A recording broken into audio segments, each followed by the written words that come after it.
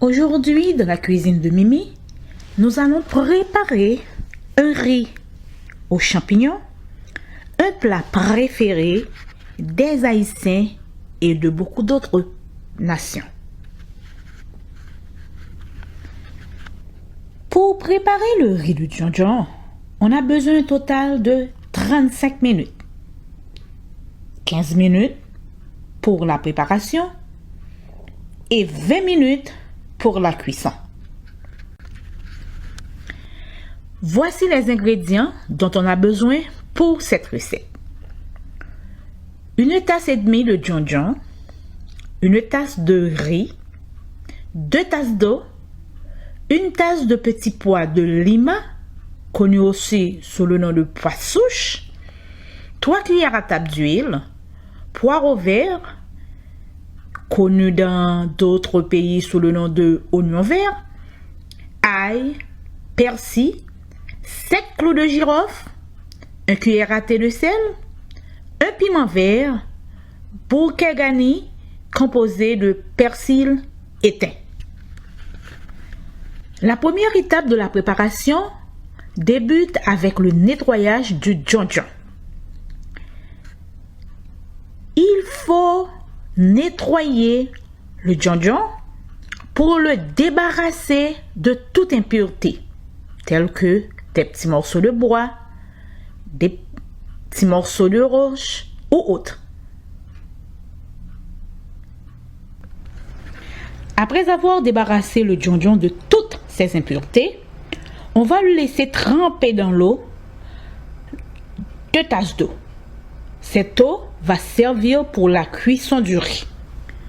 Une fois le djondjon bien trempé, après approximativement 30 minutes, on va le passer dans un tamis bien macéré afin de recueillir l'eau, les 2 tasses qu'on va utiliser pour cuire le riz.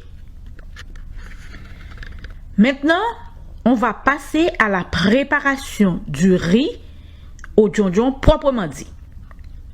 À feu moyen, dans un chaudron, on va faire chauffer l'huile et faire revenir lentement les épices telles que le poireau, l'ail et le persil qu'on avait préalablement bien écrasé. Cela prendra 1 minute. Ensuite, on va ajouter les pois de lima et on va continuer pendant 1 minute à faire sauter les pois et les épices. Quelle bonne odeur qui s'en dégage! C'est déjà mettre l'eau dans la bouche. Successivement, on va ajouter l'eau de djondjon qu'on avait déjà bien préparé, le sel, les clous de girofle, le bouquet garni, le piment entier qu'on doit bien contrôler, qui n'a pas été écrasé ou qu'il y a un petit trou là-dedans, parce que si ça arrive, ça va être trop piquant. Donc, le piment doit être ferme. C'est juste pour donner le goût et l'arôme au riz, mais pas le piquant. Il faut éviter que le piment ait un petit trou quelque part. On doit bien contrôler que le piment est entier.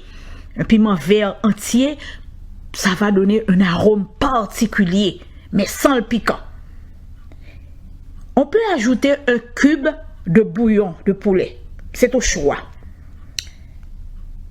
Si on ajoute ça, il faut diminuer le sel parce que le cube de bouillon est déjà salé. Il y a du sel là-dedans.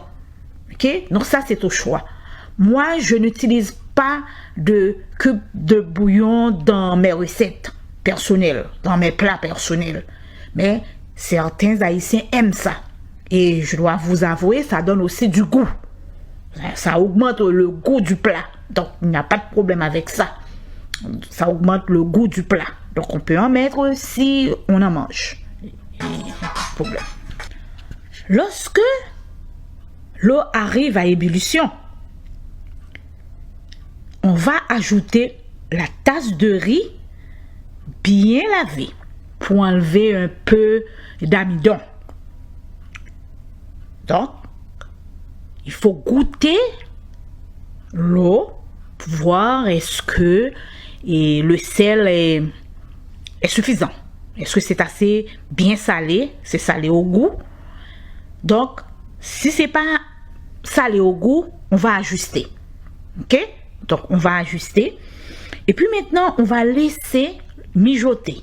C'est-à-dire laisser bouillir jusqu'à ce que le riz, on voit le riz au-dessus. Ça signifie que toute l'eau qui était dans le chaudron est finie de bouillir. On va attendre ça. Quand on constate que le riz monte à la surface, eh bien, on va baisser le feu et maintenant couvrir pour ça pendant 20 minutes. Ainsi, on va avoir un bon riz bien cuit avec une bonne couleur bien noire. Et c'est bon ça. On peut accompagner ce plat avec du poulet, du poisson ou du porc.